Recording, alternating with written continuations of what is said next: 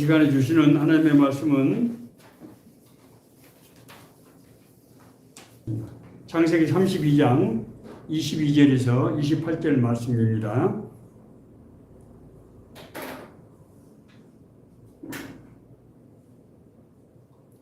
밤에 일어나 두 아내와 두 여종과 11 아들을 인도하여 야복 나루를 건널세 그들이 인도하여 시내로 건너가며 그의 소유도 건너가게 하고 야곱은 홀로 남았더니 어떤 사람이 날이 새도록 야곱과 씨름하다가 자기가 야곱을 잊지 못함을 보고 그가 야곱의 허벅지 관절을 치매 야곱의 허벅지 관절이 그 사람들과 스멜이 어긋나더라.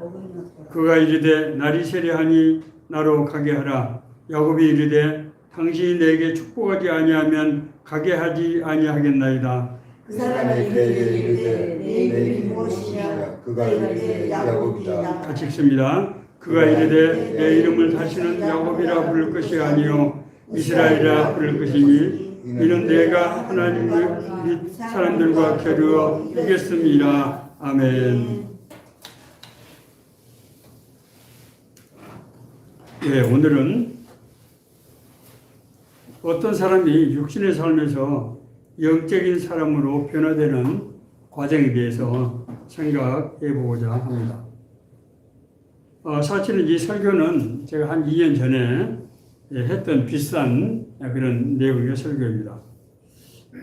제 개인적으로 이 말씀은 저를 신앙세계로 인도하는 그런 아주 굉장히 중요한 말씀이어서 늘 이 말씀을 제가 생각하면서 그렇게 살아가고 있습니다. 오늘 본문 내용은 제가 간략하게 말씀드리면은 야곱이 자기 자신이 어려서부터 이렇게 열망하던 장자권, 그것 때문에 이제 자기 형 에서의 보복을 피해서 외삼촌 라반의 집으로 갈 수밖에 없지 않습니까? 거기서 이제 외삼촌 라반의 집에 20년 동안 사실은 고난의 세월을 살았단 말이에요. 그래서 이제 20년 살다가 자기 아내들과 자식들, 그리고 이제 자기가 이제 거기서 얻었던 모든 가축들을 이런 걸 다 이끌고 라반의 집에서 좋게 나왔어야 되는데 자기 외삼촌 라반이 안 보내주는 거예요. 그러니까 어떻게 했습니까? 밤중에 몰래 야반 도주를 하게 되었습니다. 그래서 이제 그것도 아주 어려운 과정을 거쳐가지고 자기 고향의 근처인 야복 강가에 도달하게 되었습니다.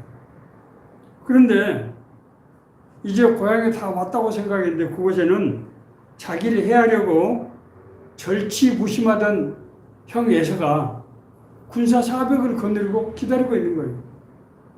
뭐 환영하라고 기다리겠습니까? 환영하러 기다리면 군사들 데리고 갈 리가 없겠죠. 이 야곱은 그래서 그걸 보고 정말 너무나 놀라가지고 형 에서의 환심을 사서 어떻게 하든지 내가 죽음을 좀 모면해 봐야 되겠다. 이런 생각으로 자신의 짐승을 우선 여러 대로 나눕니다. 우선 기본적으로 2대로 나눠요. 그래서 이제 형이 죽을 것하고 자기가 소유할 것을 한 절반씩 나누고 형이 죽을 것을 먼저 앞에 보내는데 그것도 낙타, 뭐 양, 염소, 뭐 이렇게 여러 대로 또 나눕니다. 그래서 이제 자기 형 에서가 볼 때 끊임없이 자기에게 주는 그 선물이 오는 그런 기대를 할 수 있도록 그렇게 만듭니다. 그리고 이제 자기 가축대와 자식들과 아내들을 다 보내고 자기 홀로 강 이편에 남아서 밤새도록 이제 기도합니다. 성경은 밤새도록 천사와 씨름한다 그렇게 묘사를 하고 있습니다. 그런데 이 밤새도록 씨름을 했는데 씨름을 이기지 못한 천사가 새벽에 가까워지자 야곱에게 이름을 부르습니다. 내 이름이 무엇이냐? 그러니까 야곱이 야곱이다 그랬더니 천사가 다시는 내 이름을 야곱이라 부를 것이 아니요 이스라엘이라 하라 그렇게 말하고 있습니다. 이것이 이제 우리가 방금 읽었던 본문의 간략한 내용이 되겠습니다. 그때 이제 그리고 이 천사는 야곱에게 이스라엘이라는 이름을 주고 야곱의 이제 허벅지 관절, 대퇴부 관절을 쳐서 이제 위골이 되게 절룩거려서 도망가지 못하게 하는 것입니다. 야곱이 밤새도록 천사와 씨름했다고 하는 것이 무엇의 표현이겠습니까? 정말 자기 죽음을 지금 천신만고 끝에 20년 세월을 살다가 정말 이제 자기가 정말 아내들과 자식들을 데리고 그리고 많은 소유를 끌고 이제 자기 고향으로 금유환영하는 거잖아요. 그런데 자기 앞에 죽음이 지금 도사리고 있는 거예요. 그랬을 때 야곱은 하나님께 얼마나 정말 절실하게 간절히 그렇게 매달렸겠습니까? 천사가 야곱의 이름을 다시는 내 이름을 야곱이라 하지 말고 이스라엘이라 하라고 한 의미가 무엇인가? 이 사건을 통해서 야곱이 무엇이 도대체 어떻게 달라지는가 하는 것들을 우리가 한번 생각해 봐야 할 것입니다. 우선 우리가 이름의 의미부터 좀 생각해 봐야 할 것입니다. 자, 야곱이란 말은 무슨 뜻입니까, 이게? 꾀가 많은 자. 꾀가 많은 자. 꾀가 많다고 하는 것이 뭐죠? 세상을 살아갈 때 자기 머리와 자기 계획을 가지고 자기 힘으로 살아간다는 뜻 아니겠어요? 그렇죠. 자, 그런데 엘은 하나님이라는 뜻이죠. 이스라엘. 하나님과 겨루어 이긴 자. 하나님과 더불어 사는 사람. 이런 뜻이에요. 어떻게 인간이 하나님과 겨루어서 이길 수가 있겠습니까? 이것은 하나님과 함께 정말 서로 치고받고 하면서 더불어 살아가는 그런 모습을 이제 이스라엘이라고 하는 것입니다. 나중에 이 이스라엘이라는 야곱의 이름이 뭐가 됩니까? 이스라엘의 국명이 됩니다. 이게 무슨 뜻입니까? 이제 야곱이 이라는 이름이 이스라엘이라고 바뀐 것은 야곱이 지금까지 육신의 그런 방법으로 살아오던 인생이 뭡니까? 하나님의 뜻대로 하나님의 인도하심 가운데서 하나님과 동행하는 삶을 살게 되는 그런 운명이라고 하는 것을 가르치는 그런 이름이라고 생각이 됩니다. 그런데 사실은 왜 야곱이라는 이름이 이 장면에서 이스라엘이라고 바뀌게 되는 것일까? 그것은 우리가 지나간 시절을 되돌아봐야 됩니다. 야곱이 아까 말씀드린 자기 장자권의 열망 때문에 자기 외삼촌 라반의 집으로 피신할 수밖에 없었잖아요. 그런데 가다가 이제 루스 땅이라는 광야에서 노숙을 하게 되죠. 그래서 돌베개를 베고 자지 않습니까? 그때 어떤 사건이 있었습니까? 하늘에서 사닥다리가 내려와서 하나님의 천사들이 오르락 내리락 하고 하나님의 음성이 들려왔지 않습니까? 그 음성이 뭐였습니까?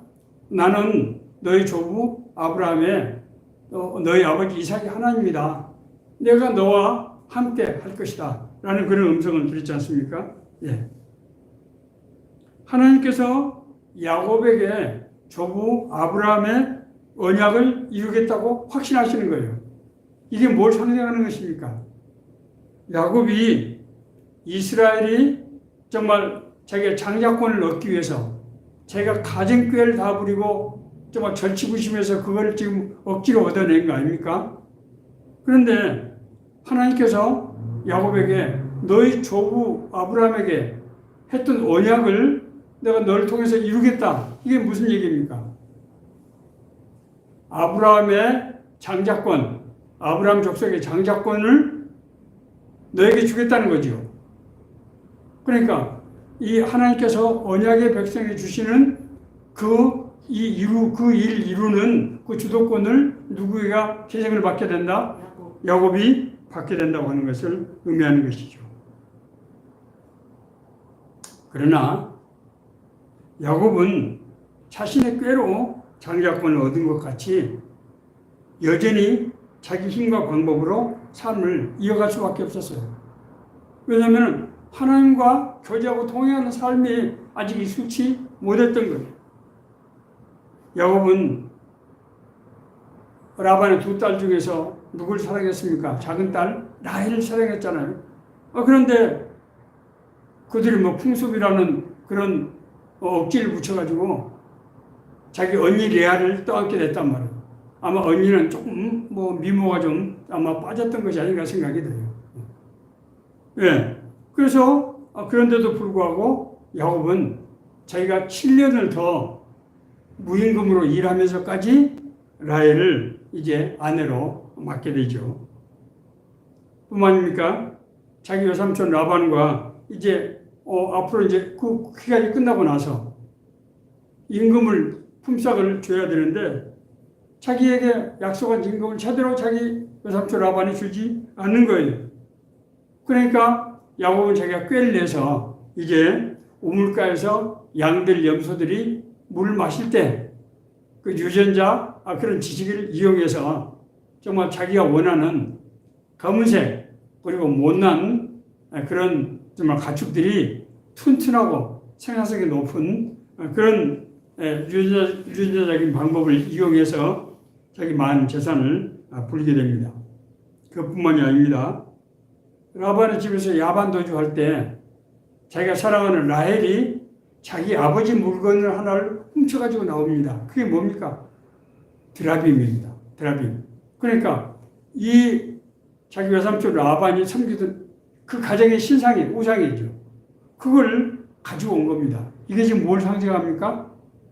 아직까지도 하나님을 온전히 믿지 못하고 그런 우상에 의지하는 그런 삶의 흔적이라고 하는 것을 알 수 있죠. 그리고 천신만고 끝에 이제 고향에 둔 세일 땅에 이르렀을 때 형이 군사들 내고 자기를 기다리지 않습니까? 야곱은 지금까지 정말 생존하면서 성공하기 위해서 가진 그런 방법 또 그런 정말 머리를 굴려서 그렇게 살아왔습니다마는 이제 죽음에 직면한 상황에서 자기 힘으로 이 예수의 보복을 피할 수가 없게 됐던 것입니다. 그것이 야곱이 이제 밤새 동안 여호와 하나님께 부르짖었던 그런 것이겠죠. 야곱의 이름이 야복강에서 이스라엘로 바뀐 그 의미는 그러면은 어떤 의미가 있는 것이냐는 것을 우리가 한번 생각해 볼 필요가 있겠습니다. 하나님께 쓰임을 받는 사람은 하나님의 부르심이 자기 삶의 목적이 되어야 된다고 하는 거예요. 야곱이라는 내 생각과 내 방법으로 내 뜻대로 살아가던 내 인생이 이스라엘 하나님과 더불어 산다고 하는 것이 뭡니까? 하나님의 뜻을 따라서 하나님과 동의하는 삶을 산다는 거 아닙니까? 야곱의 이름이 이스라엘로 바뀌는 것이 야곱이 이제 명실상부한 이스라엘의 장자가 되었다고 하는 것을 의미하는 것이죠. 자, 여기서 이스라엘의 장자가 됐다는 게 뭡니까? 아브라함에게 하신 하나님의 언약을 계승받아서 이룬다는 거 아니겠습니까? 자, 그러면은 하나님의 언약을 이어받아서 계승해서 그걸 이루려고 하면은 어떻게 해야 되겠어요? 맨 먼저 하나님의 뜻을 분별해야 되겠죠. 또 그 뜻대로 행할 수 있는 여러 가지 방법들을 강구해야 될 것이고 그게 모든 이 자기 노력과 그런 것이 쏟아져야 될 거예요. 다시 말해서 이제 야곱의 삶은 자신이 생각하는 그런 만족스러운 삶이 아니고 하나님께서 자기 조부 아브라함에게 주셨던 그 믿음, 그 언약을 이루는 삶이 자기 삶이 돼야 된다는 거죠. 그렇지 않습니까?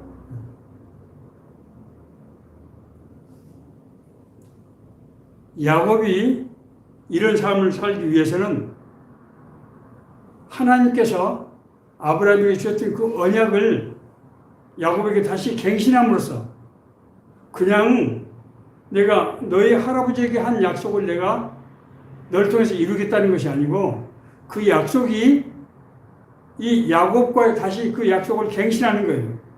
그래서 하나님께서 뭐라고 말씀하시는가 하면은 이 루스 땅에서 야곱이 돌베개를 메고 잘 때 나는 너희 조부 아브라함과 하나님이요 이삭이 하나님이라고 하시면서 너와 네 자손이 땅의 티끌같이 되어 땅의 모든 족속이 너와 네 자손으로 말미암아 복을 받게 될 것이다. 너희 할아버지의 자손이 그렇게 될 것이라는 얘기 아니에요. 너와 너희 자손이 티끌같이 많아지게 될 것이고 땅의 모든 족속이 너희 자손으로 말미암아 복을 받게 될 것이다. 이게 뭘 의미하는 거예요? 아브라함에게 하셨던 약속을 지금 야곱과 다시 지금 갱신하시는 거예요. 재확인하는 것입니다. 이제 아브라함이 아니고 야곱이 이 하나님의 언약의 계승자가 확실하게 됐단 말입니다. 그것이 장자권의 실제적인 의미인 것이죠. 그렇게 하기 위해서 야곱의 이름이 이스라엘로, 이제는 인간적인 그런 생각과 방법으로 살아오던 사람이 하나님의 부심이 하나님께서 야곱에게 이 보여주신 그 언약이 자기 삶의 목적이 되고 살아가는 목표가 되게 된 것이죠. 예수님께서 자기를 따르는 무리들에게 이르시기를 아무든지 나를 따라오려거든 자기를 부인하고 날마다 제 십자가를 지고 나를 따를 것이니라. 자기를 부인한다는 게 뭡니까? 내 자신이 없어지는 것입니까? 아닙니다.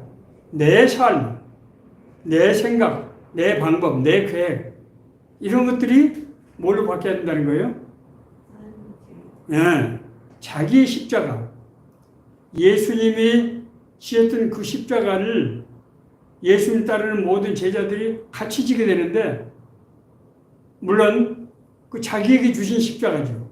내가 감당해야 될 십자가. 그 십자가를 지고 가는 것이 내 삶의 목적이고 목표가 된다는 것이죠. 그렇지 않습니까? 네. 그래서 예수님께서 갈릴리 제자들에게 그렇게 말씀하신 거죠. 나를 따라오너라. 내가 너희로 사람을 낳는 어부가 되게 하겠다. 사람을 낳는 어부가 되게 하는 것이 제자들의 삶의 목적인 것이죠. 그래서 근무를 버려두고 심지어 부모를 남겨놓고 갈릴리를 떠나게 된 거예요. 왜? 삶의 목적이 이제 바뀐 겁니다. 이 점이 분명해야 된다는 거예요. 1970년대 여러분 아마 많은 사람들이 읽어본 책인데 훈련으로 되는 제자라는 월터 A. 헨릭슨이라는 사람이 1970년대에 써서 세계 기독교 역사상 선교 관련 책이 밀리언셀러가 됐던 책이 바로 훈련으로 되는 제자입니다. 이 책은 9개 장으로 되어 있는데 첫 번째 장에서 뭘 말씀하고 있는가 하면은 하나님이 들어쓰시는 사람이 어떤 사람이냐, 하나님의 나라에 동참하는 사람이 어떤 사람이냐 하는 것을 이제 얘기하고 있는데 그것이 뭡니까? 하나님께서 성경을 통해서 제시하신 삶의 목표를 자신의 삶의 목표로 이제 받아들이는 사람, 그렇게 사는 사람을 하나님께서 들어쓰신다는 거예요. 이것은 어떻게 생각해 보면은 밥 먹으면 배부르다는 얘기처럼 너무나 당연한 얘기예요. 우리가 하나님의 뜻과 계획이 내 삶의 목적과 목표가 돼야만 하나님과 동행하는 삶을 살 수 있고 하나님과 동행하는 삶을 살아야 하나님의 뜻을 우리가 제대로 이해하고 그때 왜냐하면 우리 하나님의 계획이라고 하는 것이 한꺼번에 모든 것이 다 그냥 엄청난 계획서를 주시는 게 아니고 처음에는 뭡니까? 우리가 하나님을 믿는 것이 하나님의 계획이고 구체적으로 그 다음에 우리 삶 가운데서 구체적인 목적들, 목표들이 나오잖아요. 이렇게 살려고 그러면은 늘 주님과 함께 사는 삶을 아니면은 그것이 불가능하겠죠. 뿐만 아니라 우리가 그런 목적과 목표를 안다고 해서 그걸 살 수 있습니까? 살 수 없죠. 힘과 능력을 받아야 되고 인도함을 받아야 되지 않겠어요? 이것은 뭡니까? 하나님과 동행하고 동행하는 삶을 살 때 우리가 하나님의 나라를 하나님의 뜻과 계획을 이룰 수 있다는 것이죠. 자, 첫째는 제가 뭐라고 그랬습니까? 하나님께서 우리에게 제시하신 비전, 원래 부르신 그것이 바로 우리 인생의 목적이 되어야 된다는 거예요. 목적이 된다고 하는 것은 우리 삶의 모든 기회와 자원을 거기다가 맞춘다는 거죠. 자, 두 번째는 하나님의 일은 하나님의 방법으로 해야 되는 거예요. 하나님의 일을 자기 생각과 자기 방법을 하면은 안 된다는 거예요. 야곱은 하나님께서 내가 너를 아브라함 언약의 계승자로 삼겠다는 말을 들었음에도 불구하고 여담촌 라반의 집에서 20년 살 때 그렇게 살지를 못했다고요. 왜? 그런 삶에 익숙하지 않았어요.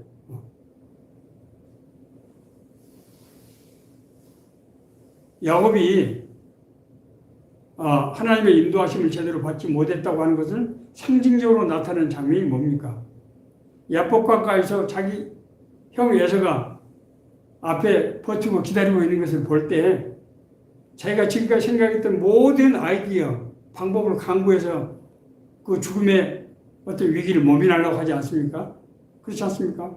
자기가 여담촌 나발의 집에서 20년 동안 피땀 흘려서 모았던 그 재산들, 그 많은 가축들을 절반을 뚝 떼가지고 지금 자기 형에게 지금 예물로 지금 바치겠다는 거 아닙니까? 야곱이요. 자기가 먼저 형 앞에서 나가면은 죽을 것 같으니까 먼저 사자를 보냅니다. 사자를 보내는데 뭐라고 하는가 하면은 우리 주인님이 이 브엘세바에서 20년 동안 살면서 많은 재산을 모았습니다. 그런데 그 재산을 절반을 지금 형님에게 주겠다고 그렇게 약속을 했습니다. 그렇게 가서 먼저 환심을 사게 그렇게 이 말을 하고 이제 아까 말씀드린 대로 그것도 이 가축들 여러 때로 나눠 가지고 끊임없이 자기에게 선물로 오게 함으로써 정말 그 기대를 아주 최대로 고조시켜서 자기 마음이 풀어지도록 그런 방법을 쓴 거죠. 가축만 그런 게 아니에요. 사람도 자기 가족들 다 죽일 것 같으니까 누구부터 보냅니까? 자기 여종들하고 자기 여종 자식들을 맨 먼저 보내고 두 번째로 자기가 조금 덜 살아가는 레아가 난 자식들을 먼저 보내고 마지막으로 자기가 진짜 좋아하는 라헬과 그 당시에는 이제 요셉만 있었어요. 베냐민은 나중에 났습니다. 라헬과 요셉을 보내고 자기는 마지막에 이제 그래도 건너가지 못하고 야복강가에서 밤새 기도를 한 거예요. 보세요. 야곱이 눈물겹지 않습니까? 제가 살기 위해서 모든 수단과 방법을 가리지 않고 그렇게 하는 거죠. 그때 하나님의 천사가 야곱의 이 허리뼈를 친단 말이에요. 위골이 돼서 도망가지 못하게 하는 거예요. 이것이 뭘 상징합니까? 더 이상 인간적인 생각과 방법으로 하지 말라는 거예요. 그렇게 해서는 하나님 나라를 이룰 수 없다는 거예요. 이제 야곱은 옴짝달싹할 수 없는 아무런 선택의 여지가 없는 이제 자기 운명에 맡길 수밖에 없는 그런 처지가 된 거예요. 그러면은 유일한 탈출구는 어디입니까? 하나님이지. 하나님께 기도하고 하나님께 매달리는 거예요. 그래서 밤새 하나님 천사를 놔주지 않았던 것입니다. 그때 이제 하나님께서 이미 루스당에서 야곱에게 그렇게 말씀하셨어요. 내가 어딜 가든지 너를 지키며 너와 함께 하겠다. 어디로 가든지 함께 하겠다는 거예요. 하나님은 자기가 택한 사람, 자기 뜻과 계획을 이룰 사람과 어떻게 하신다? 함께 하시는 거예요. 함께 한다는 것이 뭡니까? 같은 집에서 산다는 얘기입니까? 부부가 결혼하면은 같은 집에 살지요. 근데 같은 집에 살기만 하면은 함께 하는 것입니까? 그렇지 않습니다. 같이 살아도 마음과 뜻이 다르면 함께 하는 것이 아니지요. 내가 너와 함께 한다고 하는 것은 내가 네 안에, 신약적으로 설명하면 네가 내 안에. 그래서 정말 우리의 생각이 하나님의 생각이 되고 하나님의 생각이 우리의 생각이 되고 그래서 나와 하나님이 서로 합해지는 그런 현상을 말하는 것입니다. 하나님께서 뜻하시는 큰 민족이 되고 위대한 민족이 되는 것은 수단과 방법을 가리지 않고 부강도한 이루는 것이 아니라는 거예요. 우리가 인간적인 생각과 방법으로 가진 꾀를 부려서 하는 것이 아니라는 거예요. 이스라엘 초대 왕으로 택함을 받았던 사울 왕의 실패는 바로 이것 때문이었어요. 자기가 왕이 되는데 블레셋 대군이 저 앞에 지금 침략하기 위해서 진을 치고 있는 거예요. 그래서 사무엘 선지자가 내가 며칠 있다 갈 테니까 기다리라. 우리가 하나님 앞에 기도를 하고 제사를 드리고 나서 우리가 출병을 할 수가 있다. 그래서 그렇게 하기로 했어요. 그런데 사무엘 선지자가 오기로 한 날짜고 시간이 돼도 아직 안 나타나는 거예요. 사울은 너무나 불안했어요. 그래서 안 되겠다. 나라도 제사를 드리고 그리고 출병을 해야 되겠다 하고 제사장이 자기가 해서는 안 되는 이 제사를 자기가 집전한 거예요. 사울은 사울이 드렸던 제사의 의미가 뭡니까? 자기가 지금 직면한 어려움의 문제를 해결하기 위해서 그 제사를, 하나님의 드린 제사를 그 도구로 지금 수단으로 생각한 거예요. 하나님이 어떻게 인간의 수단이 될 수 있겠습니까? 하나님의 뜻과 계획을 알지 못하고 하나님의 뜻과 계획을 따르지 못했던 거예요. 그래서 하나님께 우리가 들어쓰는 사람이 되려고 하면은 하나님이 우리가 부르신 삶의 목표가 그것이 우리 삶의 목표가 되고 목적이 돼야 된다고 하는 것입니다. 그럴 때 우리가 주님과 동행하는 삶이 가능하게 된다고 하는 거예요. 자, 두 번째, 많은 사람들이 우리 교회 갑시다. 교회 가면 은혜를 받습니다 하면은 지금은 바쁘니까 나중에 시간이 나면 그때 한번 가보겠습니다. 또 지금 여러 가지 이제 내가 구상하고 있는 일들이 있는데 이것이 정리가 되면은 그때는 내가 나가겠습니다. 그런 생각이 방금 말한 사울왕과 똑같은 그런 사고라고 하는 것을 우리가 생각해야 할 것입니다. 자, 문제는 하나님의 기뻐하시는 방법과 하나님의 목표를 이제 분별하고 그렇게 분별했다 하더라도 사는 것이 쉽지 않다는 거예요. 앞서 말씀드린 대로 야곱이 그러지 않았어요? 20년 전에 외삼촌 라반의 집을 갈 때 하나님께서 분명히 말씀하셨단 말이에요. 내가 너와 함께 하겠다. 그리고 아브라함의 언약의 계승자로 너를 세우겠다. 그런데도 불구하고 야곱은 그렇게 살지 못했던 거예요. 문제는 우리가 절대로 잊지 말아야 될 것은 하나님의 택하심을 받은 사람들은 예외 없이 고난의 과정을 거치게 된다는 거예요. 고난의 과정이 없으면 얼마나 좋겠습니까? 그런데 하나님의 택하신 부르심을 받은 사람들은 이 고난의 과정을 거치지 않을 수가 없다는 거예요. 그것은 두 가지 이유 때문이라고 제가 말씀을 드렸습니다. 첫째는 뭡니까? 영적인 싸움 때문입니다. 영적인 싸움. 하나님의 역사가 이루어지는 곳에는 반드시 뭐가 있다? 악의 영의 도발과 시험이 있다는 거예요. 왜냐하면 악의 영이 그것을 가장 두려워하기 때문에. 우리가 신앙생활을 하더라도 하나님의 뜻과 계획을 이루는 그런 삶이 아닌 그냥 교회만 왔다 가고 교제하고 이런 삶은 악의 영이 도전할 이유가 없어요. 왜냐하면 자기에게 위해가 되지 않기 때문입니다. 그러나 이 사람이 복음을 전하고 하나님의 뜻과 계획을 실천을 하라고 할 때는 다시 말해서 자기가 이 큰 화를 당하는 것을 의미하기 때문에 이놈도 죽기 살기로 이제 도전을 하는 것입니다. 이 영적인 싸움은 피할 수 없고 전투를 통해서만 극복될 수 있는 그런 문제입니다. 두 번째는 하나님의 나라의 삶에 합당한 성품으로 변화가 돼야만 성령의 인도하심을 받을 수 있다는 거예요. 성령의 인도하심을 받으려고 하면 성령의 소망을 품어야 돼요. 그런데 이 자기 성품이 지금까지 육신으로 살아왔단 말입니다. 야곱이 대개 외삼촌 라반의 집으로 갈 때 그때 한 50 60세 정도 됐다고 학자들은 보고 있어요. 50년 동안 그냥 자기 육신의 생각과 방법으로 꾀로 살아온 거예요. 그 사람이 어떻게 하루아침에 하나님의 음성을 듣고 성령 인도하심을 받을 수가 있겠습니까? 그게 안 되는 거예요. 제가 전에도 한번 제가 교회 시작하면서 초기에 한번 설교를 한 적이 있는데 우리 70년대 정치 깡패들이 있었어요. 그때 정치 깡패들이 옥하는 목사님 신방을 받고 이 사람들이 회개하게 됐다고 거의 두목이. 그래서 이제 이 사람들이 막 가는 곳마다 간증을 교회에서 막 다 왜냐면은 그 당시에 정말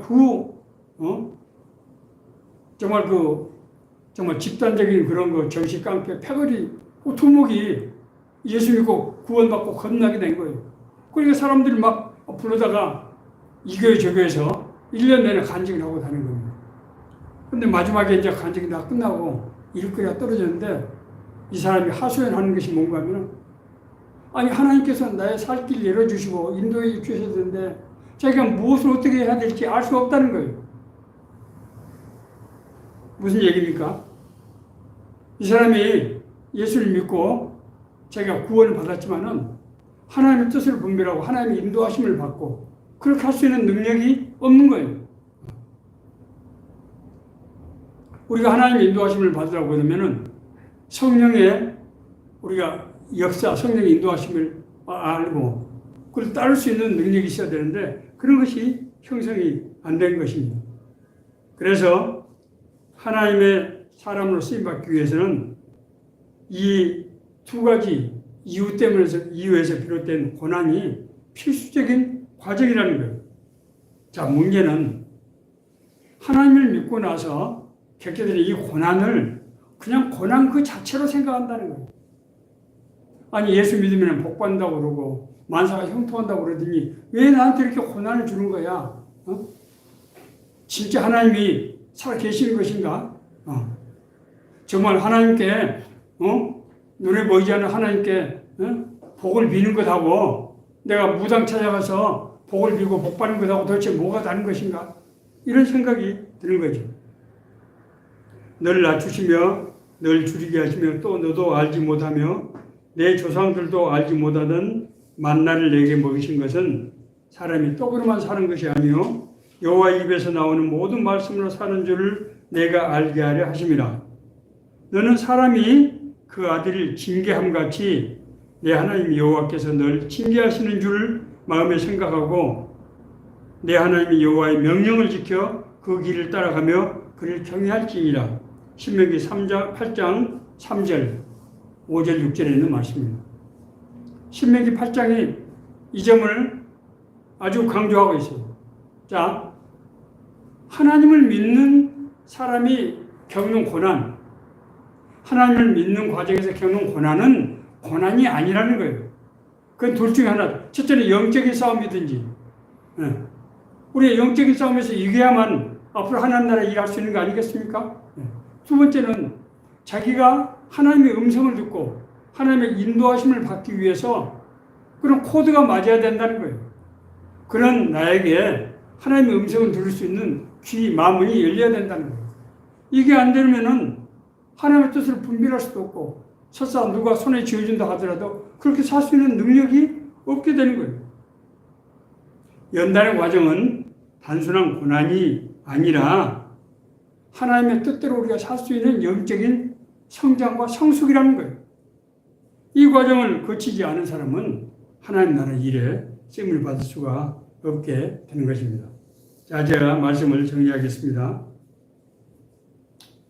우리가 하나님의 구원받고 거듭났지만은 하나님의 인도하심을 받는데 실패하는 이유는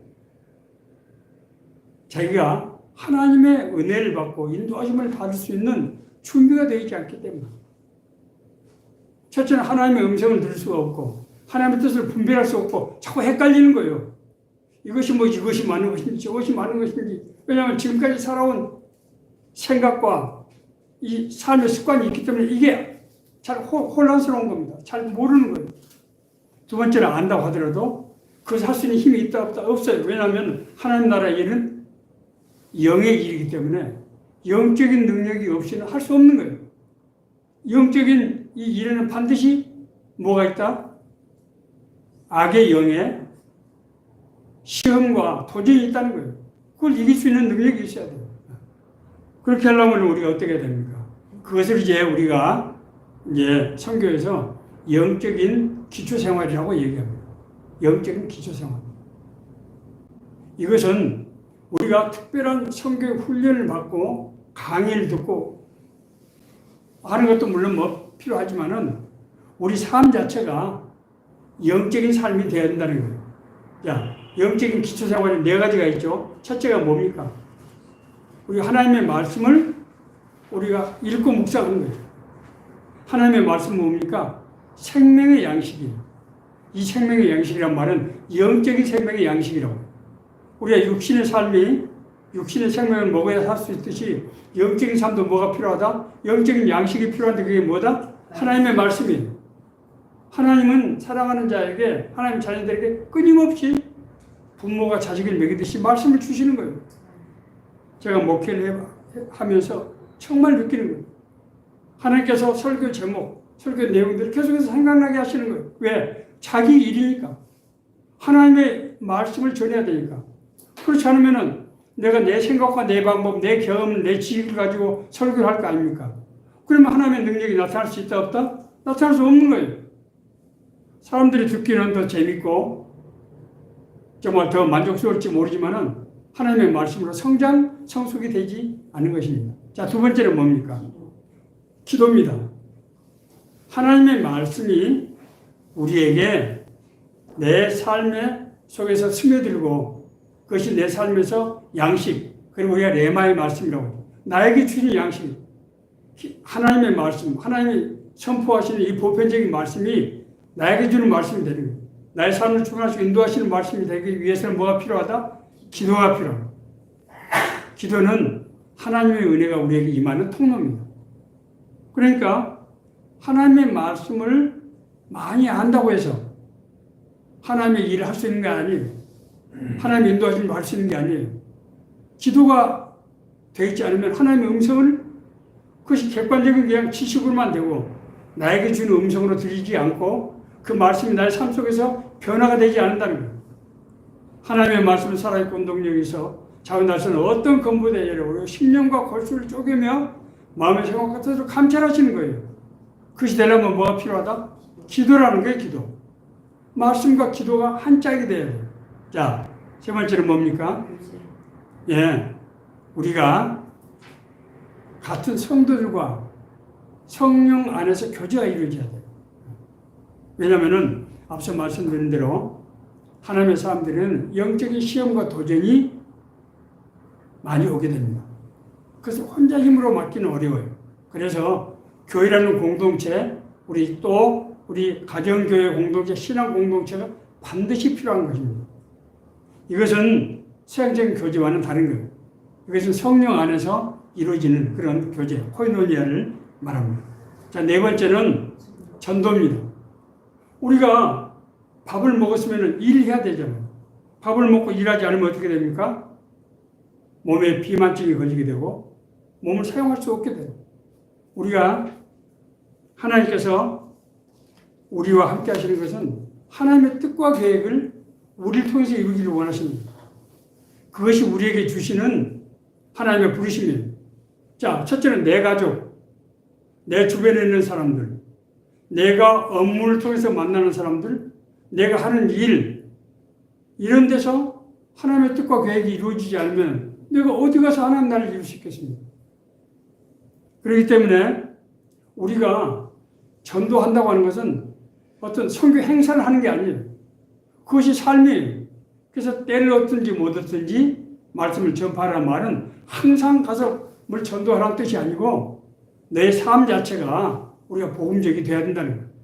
모든 것을 우리가 제사를 드리는 것도 예배로 드리고 우리가 감사한 일, 우리가 어려운 일이 있어도 주님 앞에 털어놓고 주님과 대화하고 그래서 신앙이 행사가 아니고 교회 출석해서 목사님 설교를 듣고 또 봉사를 하고 그런 것도 물론 필요하지만은 더 중요한 것은 우리 삶 가운데서 모든 신앙의 역사가 이루어지는 것이 바로 그것이 영적인 그런 성장의 요소라고 하는 것입니다.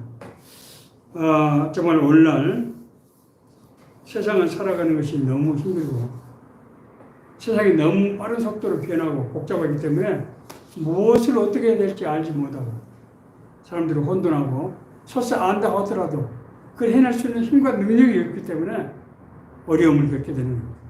오늘 이 혼돈의 시대, 불안의 시대에 우리에게 주시는 생명의 말씀을 믿고 이 말씀을 따라 생각하는 우리 모두가 되기를 간절히 바랍니다.